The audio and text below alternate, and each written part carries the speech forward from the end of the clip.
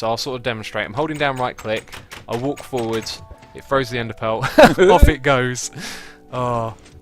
Wait, if I hold down right click, So yeah, I got really excited about this project because when I first thought of it and I thought, oh yeah, the Enderpearl launcher, I pictured myself flying through the air and I thought this is going to be the best, and then when I got to doing it, I was like, oh yeah, that's right, doesn't work quite like that. Oh yes, Xisuma, that is correct.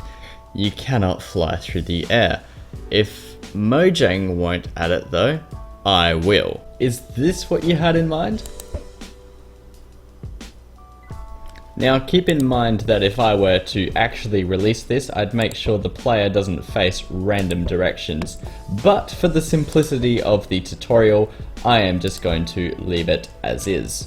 The system here is incredibly simple, so simple that you can only do it with one command and a few characters, but I decided to go with 4 command blocks, 2 of which are aesthetic and the other 2 are functional. So we are testing for a throw-in enderpearl entity.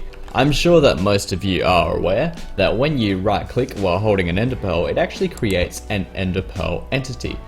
So I am going to turn off the system so you can see this in action. So let's turn this to needs redstone, and if we throw our beloved enderpearl, you can see that an entity actually spawns and we just get teleported there and we can watch the enderpearl have all the fun without us. So let's turn that back to always active.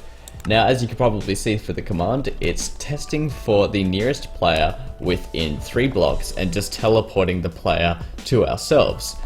Now enderpearl spam isn't really a big deal because of the cooldown, and it's highly unlikely that you will cross the streams in multiplayer. The other 2 command blocks, however, are just testing for that same player within 3 blocks, giving them a particle effect and invisibility.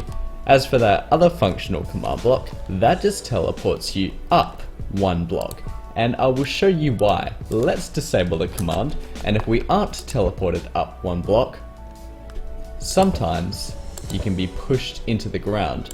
Although it's quite hard to replicate, it can happen. So for safety's sake, I've made it so it teleports you up 1 block every time. So thank you everyone very much for watching this kind of random concept. I hope to create a release soon with an explanation of how I can keep the direction consistent, kind of like what I just did just there.